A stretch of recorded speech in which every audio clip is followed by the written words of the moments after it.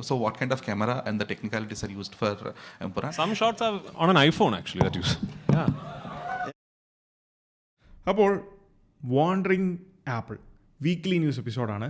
കഴിഞ്ഞ കുറച്ച് ദിവസങ്ങളിൽ ആപ്പിൾ ലോകത്ത് സംഭവിച്ചിട്ടുള്ള മാറ്റങ്ങളെപ്പറ്റിയും പുതിയ അറിവുകളെ പറ്റിയായിരിക്കും നമ്മൾ ഈ ഒരു വീഡിയോയിലൂടെ അല്ലെങ്കിൽ എപ്പിസോഡിലൂടെ ഷെയർ ചെയ്യുന്നത്. ഇതിലെ ആദ്യത്തെ കാര്യം എന്ന് പറയുന്നത് ഈ വീഡിയോയുടെ തുടക്കത്തിൽ ഞാൻ ഷെയർ ചെയ്തിട്ടുള്ള ആ ഒരു ക്ലിപ്പിംഗ്സ് ആണ്.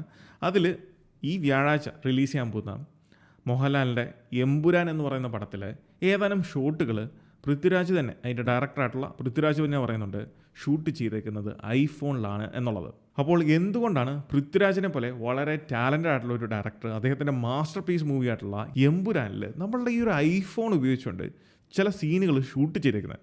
അതിനുള്ള ഉത്തരം വളരെ സിമ്പിളാണ്. കാരണം ഐഫോണിലുള്ള ലോഗ് ഫോർമാറ്റ്. അതായത് കഴിഞ്ഞതിന് മുന്നത്തെ വർഷം 2023 apple iPhone 15 Pro series release ചെയ്തത്. ആ ടൈമിലാണ് ആപ്പിൾ ആദ്യമായിട്ട് ഐഫോണിലേക്ക് ലോഗ് ഫോർമാറ്റിൽ വീഡിയോസ് ഷൂട്ട് ചെയ്യാനുള്ളൊരു ഓപ്ഷൻ കൊടുക്കുന്നത്. അതിനുശേഷം ഇറങ്ങിയ 16 Pro സീരീസിൽ നമുക്ക് ഈ ഒരു ലോഗ് ഫോർമാറ്റിൽ വീഡിയോസ് ഷൂട്ട് ചെയ്യാനുള്ള ഓപ്ഷൻ ഉണ്ട്. ഈ ലോഗ് ഫോർമാറ്റ് എന്ന് പറയുന്നത് നമ്മൾ സിനിമ ക്യാമറാസിലും അല്ലെങ്കിൽ ഇതുപോലെ ഇപ്പം ഞാൻ വീഡിയോ ഷൂട്ട് ചെയ്യുന്ന ലോഗ് ഫോർമാറ്റിലാണ്. അത് കാനോണിൻ്റെ R8 എന്ന് പറയുന്ന ക്യാമറയാണ്, മിറർലെസ് ക്യാമറയാണ്. എന്ന് പറഞ്ഞ പോലെ സോണിക്കുണ്ട്, നൈക്കോണിനുണ്ട്. ഇതിനെല്ലാം അതിൻ്റേതായിട്ടുള്ള ലോഗ് ഫോർമാറ്റിൽ വീഡിയോ ഷൂട്ട് ചെയ്യാനുള്ള ഓപ്ഷൻ ഉണ്ട്. എന്ന് പറഞ്ഞ പോലെ തന്നെയാണ് ഐഫോണിൽ നമുക്ക് ലോഗ് ഫോർമാറ്റിൽ ഷൂട്ട് ചെയ്യാൻ സാധിക്കും. അത് നമ്മളുടെ നോർമൽ ക്യാമറ ആപ്ലിക്കേഷൻ്റെ വീഡിയോ ഓപ്ഷനായിട്ട് പോയിട്ട് നമ്മൾ 4K 1080p അല്ലെങ്കിൽ 2K ഓപ്ഷനിലിട്ട് ഷൂട്ട് ചെയ്യുന്ന പോലെ അല്ല. അതിന് സ്പെഷ്യൽ ഓപ്ഷൻ ക്യാമറ സെറ്റിംഗ്സിനകത്തുണ്ട്. അതിൽ പോയി നമ്മൾ എനേബിൾ ചെയ്താൽ മാത്രമേ ഉള്ളൂ ലോഗ് ഫോർമാറ്റിൽ ഷൂട്ട് ചെയ്യാൻ സാധിക്കുള്ളൂ. ഈ ലോഗ് ഫോർമാറ്റ് എന്ന് പറയുന്നത് തന്നെ ലോഗരിതമിക് എൻകോഡിംഗ് ആണ്. അതൊരു ടൈപ്പ് ഓഫ് എൻകോഡിംഗ് ആണ്. ഇതൊക്കെ ഞാൻ എന്തിനാണ് പറയുന്നതെന്ന് എനിക്ക് അറിഞ്ഞുകൂടാ, ഞാൻ സിമ്പിളായിട്ട് പറഞ്ഞുതരാം. സോ ഈ ലോഗ് ഫോർമാറ്റിൻ്റെ പ്രത്യേകത എന്ന് പറയുന്നത് 3 കാര്യങ്ങളാണ്. അതിൻ്റെ ഒന്നാമത്തെ റീസൺ എന്ന് പറയുന്നത് ഹയർ ഡൈനാമിക് റേഞ്ച് ആണ്. അതായത് ലോഗ് ഫോർമാറ്റ് വീഡിയോസിന് ഡൈനാമിക് റേഞ്ച് കൂടുതലാണ്. അതുകൊണ്ട് തന്നെ നമ്മളൊരു വീഡിയോ ഷൂട്ട് ചെയ്യുന്ന സമയത്ത് നമ്മൾ ആ ഷൂട്ട് ചെയ്യുന്ന ഫ്രെയിമിൽ നല്ല വെട്ടമുള്ള ഏരിയയും കാണും, വെട്ടം കുറഞ്ഞ അല്ലെങ്കിൽ ഡാർക്കർ ആയിട്ടുള്ള ഏരിയയും കാണും. പക്ഷേ ലോഗ് ഫോർമാറ്റിൽ നമ്മൾ ഷൂട്ട് ചെയ്യുന്നതുകൊണ്ട് തന്നെ ഇതിൽ കിട്ടുന്ന ഡീറ്റെയിൽസ് ഭയങ്കരമായിരിക്കും. അതുകൊണ്ട് തന്നെ higher dynamic range log format വീഡിയോസിനുണ്ട്. രണ്ടാമത്തെ കാര്യം എന്ന് പറയുന്നത് കളർ ഇൻഫർമേഷൻ ആണ്. അതായത് നോർമൽ വീഡിയോ ഷൂട്ട് ചെയ്യുന്നതിനേക്കാൾ കൂടുതൽ കളർ ഇൻഫർമേഷൻ നമുക്ക് ലോഗ് ഫോർമാറ്റിൽ ലഭിക്കുന്നു എന്നുള്ളതാണ്. അതുകൊണ്ട് തന്നെ പോസ്റ്റ് പ്രൊഡക്ഷൻ്റെ സമയത്ത് ഈ സിനിമകളിലൊക്കെ നമ്മൾ കാണുന്നത് ലോഗ് ഫോർമാറ്റിലാണ് ഷൂട്ട് ചെയ്യുന്നത്.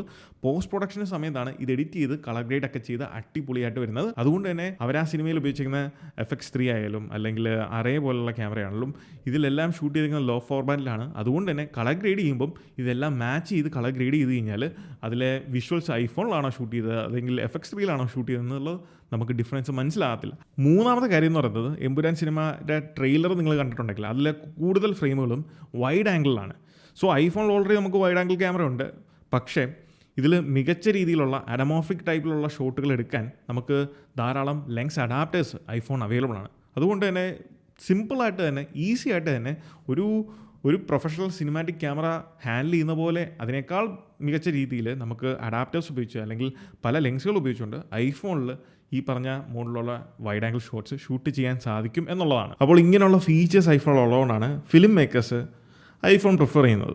ഇനി ഇതിലെ അടുത്തൊരു കാര്യം, ഇങ്ങനെയുള്ള വാർത്തകൾ കേൾക്കുമ്പോഴാണ് ടെക്നോളജി നമ്മളെ എത്രത്തോളം നമ്മുടെ ജീവിതങ്ങളിൽ ഇൻഫ്ലുവൻസ് ചെലുത്തുന്നുണ്ട് എന്നുള്ളത് കൃത്യമായിട്ട് മനസ്സിലാക്കാൻ സാധിക്കുന്നത്. കാരണം ടെക്നോളജി എന്നുള്ളത് എപ്പോഴും മേക്ക് പീപ്പിൾസ് ലൈഫ് ബെറ്റർ എന്നുള്ള ഒരു കൃത്യം പോയിന്റിൽ നിന്ന് നോക്കുകയാണെങ്കിൽ ഏതൊരു ടെക്നോളജി നമ്മൾ ഉപയോഗിക്കുന്ന സ്മാർട്ട് ഫോൺ ടെക്നോളജിയുടെ കാര്യമോ അല്ലെങ്കിൽ കമ്പ്യൂട്ടർ ഇൻ്റർനെറ്റിൻ്റെ മാത്രമല്ല, ഈ ടെക്നോളജി വളരുന്നത് നമ്മൾ 10 വർഷം മുന്നേ ഉള്ള ടെക്നോളജി അല്ല ഇപ്പോഴത്തെ ഒരു ടെക്നോളജി എന്ന് പറയുന്നത്. ഇനി അടുത്ത 10 വർഷം ഇപ്പോൾ ഉള്ള ടെക്നോളജി അല്ലായിരിക്കും നമ്മൾ എക്സ്പീരിയൻസ് ചെയ്യാൻ പോകുന്ന ആ ഒരു ടെക്നോളജിയുടെ ലെവൽ എന്ന് പറയുന്നത്. സോ അതിനാസ്പദമായിട്ടുള്ള സംഭവം നമ്മൾ ഇതിനുള്ള കഥകൾ തേടി വേറെ എവിടെയും പോകേണ്ട ആവശ്യമില്ല. നമ്മുടെ ഈ ഒരു ഇന്ത്യയിൽ തന്നെ അല്ലെങ്കിൽ കേരളത്തിൽ തന്നെ ഒരു മലയാളിയുടെ ഇൻഫ്ലുവൻസും കൂടെ അതിലുണ്ടായി എന്നുള്ളത് എടുത്തു പറയേണ്ട ഒരു കാര്യമാണ്. അത് വേറെ എവിടെയല്ല നടക്കുന്നത്. ഡൽഹിയിൽ നിന്ന് സാൻ ഫ്രാൻസിസ്കോ കാലിഫോർണിയയിലേക്കുള്ള ഒരു ഫ്ലൈറ്റിനിടയിൽ മിഡ് ഫ്ലൈറ്റിലാണ് ഈ ഒരു സംഭവം നടക്കുന്നത്. അതായത് എറണാകുളത്തെ രാജഗിരി ഹോസ്പിറ്റലിലെ ഒരു ഡോക്ടറായിട്ടുള്ള ഡോക്ടർ ജിജി എന്നാണ് അദ്ദേഹത്തിൻ്റെ പേര്. അദ്ദേഹവും ഈ ഒരു ഫ്ലൈറ്റിലുണ്ടായിരുന്നു. പക്ഷേ ഈ ഒരു യാത്രക്കിടയിൽ അതിലുണ്ടായിരുന്ന പ്രായമായിട്ടുള്ള ഒരു വ്യക്തിക്ക് കുറച്ച് ശാരീരികമായിട്ടുള്ള അസ്വസ്ഥതകളും ബുദ്ധിമുട്ടുകളും ഉണ്ടായതിനെ തുടർന്ന് നമുക്കറിയാം ഫ്ലൈറ്റിലൊക്കെ എമർജൻസി ആയിട്ടുള്ള മെഡിസിൻസ് അവൈലബിൾ ആണ്. പക്ഷേ അതിനൊക്കെ ഒരു ലിമിറ്റേഷൻ ഉണ്ട്. സോ അങ്ങനത്തെ ഒരു സിറ്റുവേഷനിൽ, അങ്ങനെ ഒരു ക്രിട്ടിക്കൽ ആയിട്ടുള്ള സിറ്റുവേഷനിലാണ് ഡോക്ടർ ജിജി ഇതിൽ ഇടപെടുകയും അദ്ദേഹത്തിൻ്റെ കയ്യിലുണ്ടായിരുന്ന ആപ്പിൾ വാച്ച് ഉപയോഗിച്ചുകൊണ്ട് ഈ ഒരു വ്യക്തിക്ക് എന്താണ് എക്സാക്ട്ലി സംഭവിക്കുന്നതെന്നുള്ളത് കൃത്യമായിട്ട് അനലൈസ് ചെയ്യാനും സാധിക്കുകയും ചെയ്തത്. അതായത് അദ്ദേഹത്തിൻ്റെ കയ്യിലുണ്ടായിരുന്ന ആപ്പിൾ വാച്ച് അദ്ദേഹം ഊരി ആ ഒരു സ്ത്രീയുടെ കയ്യിൽ ധരിക്കുകയും അത് ഉപയോഗിച്ചുകൊണ്ട് ഈ ഒരു വ്യക്തിയുടെ ബ്ലഡ് ഓക്സിജൻ മോണിറ്റർ ചെയ്യാനുള്ള ആപ്ലിക്കേഷൻ നമുക്ക് ആപ്പിൾ വാച്ചിൽ ഓൾറെഡി ഉണ്ട്. അതിലൂടെ ബ്ലഡ് ഓക്സിജൻ എത്രയാണ്, അതിൻ്റെ ലെവൽ എത്രയാണെന്നുള്ളത് കൃത്യമായിട്ട് ഐഡൻറ്റിഫൈ ചെയ്യാൻ സാധിച്ചു. അതോടൊപ്പം തന്നെ ക്രിട്ടിക്കലായിട്ടുള്ള ഒരു കാര്യമാണ് ECG. അതും നമുക്ക് അവൈലബിൾ ആണ്. ആപ്പിൾ വാച്ചിൽ ECG ആപ്ലിക്കേഷൻ ഉണ്ട്. ECG എന്ന് പറയുന്നത് ഇലക്ട്രോ കാർഡിയോഗ്രാം ആണ്. അത് നമുക്ക് ചെയ്യാൻ സാധിക്കും. ജസ്റ്റ് നമ്മളുടെ ഫിംഗർ ഈ ഒരു ക്രൗണിൽ ജസ്റ്റ് പ്രസ് ചെയ്ത് ഹോൾഡ് ചെയ്ത് വെച്ചാൽ നമുക്ക് ഈ ഇലക്ട്രോ കാർഡിയോഗ്രാം ECG നമുക്ക് എടുക്കാൻ സാധിക്കും. ECG എടുത്ത ശേഷമുള്ള ഇതിൻ്റെ ഡീറ്റെയിൽസ്, അതായത് ആ ഒരു ഗ്രാഫ് നമുക്കറിയാം, നമ്മൾ ഹോസ്പിറ്റലിലൊക്കെ പോയി എടുത്തു കഴിഞ്ഞാൽ അത് ഒരു നീളമുള്ള പേപ്പറിനകത്തായിരിക്കും നമുക്ക് ഈ ഒരു ECGയുടെ ഗ്രാഫ് പ്രിൻറ്റ് ചെയ്തിരുന്നത്. ഈ സെയിം സാധനം നമ്മളുടെ ഐഫോണിൽ ഹെൽത്ത് ആപ്പിൽ നമ്മൾ കയറുവാണെങ്കിൽ നമ്മൾ ചെയ്തിട്ടുള്ള ECGയുടെ ഹിസ്റ്ററി അതിൽ അവൈലബിൾ ആണ്. അതിൽ നിന്ന് നമുക്ക് എടുത്ത് കാണാൻ സാധിക്കും. അതൊരു ഡോക്ടറിന് ചെക്ക് ചെയ്താൽ കാര്യം എന്താണെന്ന് വളരെ ഈസി ആയിട്ട് മനസ്സിലാക്കാൻ സാധിക്കും. അതിനുവേണ്ടി നമ്മൾ വേറെ എവിടെയും പോകേണ്ട ആവശ്യമില്ല. സോ ECG എടുക്കാൻ സാധിച്ചു, ബ്ലഡ് ഓക്സിജനും അങ്ങനെ ചെക്ക് ചെയ്തു മനസ്സിലാക്കി എന്താണ് പ്രശ്നമുള്ളത്. അപ്പോൾ തന്നെ അതിന് വേണ്ട കൃത്യമായിട്ടുള്ള ആക്യുറേറ്റ് ആയിട്ടുള്ള കെയർ കൊടുക്കാനും സാധിച്ചു എന്നുള്ളതാണ് ഇത് ഞാൻ നിങ്ങളോട് പറയുമ്പോഴും ഇത് കേൾക്കുമ്പോഴും അല്ലെങ്കിൽ ഇത് വായിക്കുമ്പോഴും എനിക്ക് തോന്നിയ വികാരം എന്ന് പറയുന്നത്.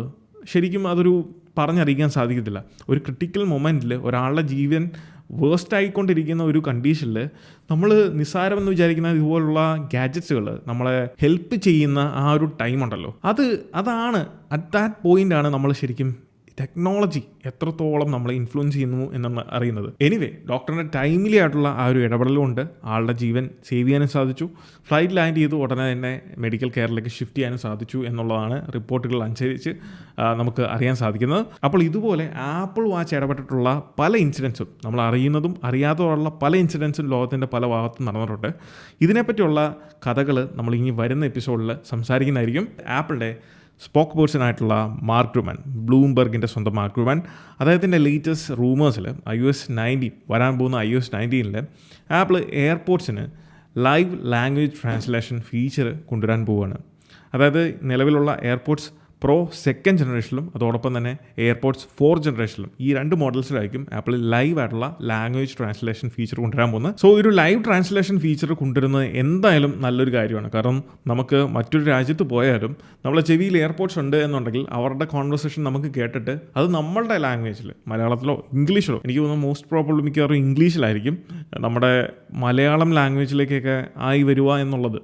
ഈ ലാംഗ്വേജിൻ്റെ കാര്യത്തിൽ ആപ്പിൾ ഇച്ചിരി പുറകോട്ടാണ്. പ്രത്യേകിച്ച് ഇതുപോലുള്ള ഇന്ത്യയിലെ പല ഡയലക്റ്റുകൾ, നമുക്ക് മലയാളം പോലെ ധാരാളം ലാംഗ്വേജുകൾസ് ഉണ്ട്. സോ അതെല്ലാം ആപ്പിളിൻ്റെ നേറ്റീവായിട്ടുള്ള iOSലോ അല്ലെങ്കിൽ സിറിയിലോ ഇൻ്റഗ്രേറ്റ് ചെയ്തിട്ടില്ല. സോ അതുകൊണ്ട് തന്നെ മിക്കവാറും ഇംഗ്ലീഷിലായിരിക്കും വരാൻ ചാൻസ് ഉള്ളത്. സോ മറ്റൊരു ഭാഷ നമുക്ക് അത്യാവശ്യം മനസ്സിലാകുന്ന ഇംഗ്ലീഷിൽ നമുക്ക് കേൾക്കാൻ അല്ലെങ്കിൽ അണ്ടർസ്റ്റാൻഡ് ചെയ്യാൻ സാധിക്കുവാണെങ്കിൽ അത് നല്ലൊരു കാര്യം തന്നെയാണ്. ഇത് ഓൾറെഡി അവരുടെ ഗൂഗിൾ ബഡ്സിൽ പരീക്ഷിച്ചിട്ടുള്ള ഒരു കാര്യവും ആണ്. ഇതിനോടൊപ്പം തന്നെ എയർപോർട്സിൻ്റെ പുതിയൊരു അപ്ഗ്രേഡഡ് വേർഷൻ ആപ്പിൾ സെപ്റ്റംബറിലാണ് ആപ്പിൾ എല്ലാ പ്രോഡക്റ്റിലും പുതിയ പ്രോഡക്റ്റിൽ അനൗൺസ് ചെയ്യുന്നത്.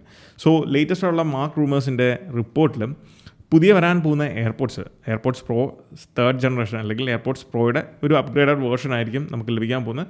സോ ഈ പുതിയ ജനറേഷനിൽ ആപ്പിൾ ഒരു ഇൻഫ്രാറെഡ് ക്യാമറ അതിൽ കൊടുക്കുന്നു എന്നാണ് അറിയാൻ സാധിക്കുന്നത്. ഈ ഒരു ഇൻഫ്രാറെഡ് ക്യാമറയുടെ പ്രത്യേകത 2 കാര്യങ്ങൾക്ക് വേണ്ടി ഉപയോഗിക്കാൻ പോകുന്നു എന്നാണ് അറിയാൻ സാധിക്കുന്നത്. ഒന്ന്, നമ്മളുടെ വിഷൻ പ്രോ, ആപ്പിളിൻ്റെ നെക്സ്റ്റ് ജനറേഷൻ വിഷൻ പ്രോ അല്ലെങ്കിൽ ഇപ്പം കറൻ്റ് ഉള്ള വിഷൻ പ്രോയുമായിട്ട് ചേർന്ന് നമ്മുടെ ഹാൻഡ് ജസ്റ്റേഴ്സ് ട്രാക്ക് ചെയ്യാനും കൃത്യമായിട്ട് റിലേ ചെയ്യാനും അതിലൂടെ നമുക്ക് കൺട്രോൾ ചെയ്യാൻ വിഷൻ പ്രോയുടെ ആ ഒരു ഓരോ സീൻസും കൺട്രോൾ ചെയ്യാൻ സാധിക്കും. ബെറ്ററായിട്ട് ഇപ്പോൾ ഉള്ളതിനേക്കാൾ ബെറ്ററായിട്ട് ചെയ്യാൻ സാധിക്കും എന്നാണ് പറയുന്നത്. ഇനി ഇതിലെ രണ്ടാമത്തെ ഇതിൻ്റെ ഒരു അഡ്വാൻറ്റേജ് എന്ന് പറയുന്നത് ഓഡിയോ എക്സ്പീരിയൻസ് ബെറ്റർ ആക്കുക. അതായത് ഈ ഒരു ഇൻഫ്രാറെഡ് ക്യാമറ ഉപയോഗിച്ച് നമ്മളുടെ ഇയർ കനാലും അല്ലെങ്കിൽ ഇയറിൻ്റെ ഒരു ഡിസൈനും പാറ്റേണും ഒക്കെ സ്കാൻ ചെയ്തിട്ട് കുറച്ചും കൂടെ ബെറ്റർ ആയിട്ടുള്ള ഇപ്പോൾ ഉള്ളതിനേക്കാൾ ബെറ്റർ ആയിട്ടുള്ള ഒരു സ്പേഷ്യൽ ഓഡിയോ എക്സ്പീരിയൻസ് യൂസേഴ്സിന് പ്രൊവൈഡ് ചെയ്യുക എന്നുള്ള ഉദ്ദേശത്തോടെ ആയിരിക്കും ആപ്പിൾ ഈ ഒരു ഇൻഫ്രാറെഡ് ക്യാമറ അല്ലെങ്കിൽ സെൻസർ ബിൽറ്റിൻ ആയിട്ടുള്ള എയർപോർട്സ് മാർക്കറ്റിലേക്ക് ഇൻട്രൊഡ്യൂസ് ചെയ്യാൻ പോകുന്നത്. അപ്പോൾ ഇതൊക്കെയാണ് കഴിഞ്ഞ ദിവസങ്ങളിൽ ആപ്പിളിൻ്റെ ലോകത്ത് സംഭവിച്ചിട്ടുള്ള പുതിയ കുറേ കാര്യങ്ങൾ.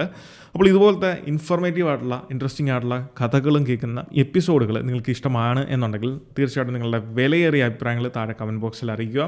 അപ്പോൾ ഈ വീഡിയോ നിങ്ങൾക്ക് ഇഷ്ടമായെന്ന് വിചാരിക്കുന്നു. ഈ വീഡിയോ ഇഷ്ടമായാൽ തീർച്ചയായിട്ടും പോയി നമ്മുടെ ലൈക്ക് ബട്ടൺ സ്മാഷ് ചെയ്യുക. ആപ്പിൾ റിലേറ്റഡ് ആയിട്ടുള്ള എന്ത് കാര്യത്തിനും നമ്മുടെ ഇൻസ്റ്റാഗ്രാം പേജും യൂട്യൂബ് ചാനലും ഫോളോ ചെയ്യുക. So this is me Milan. Catch next video. Until then, piece.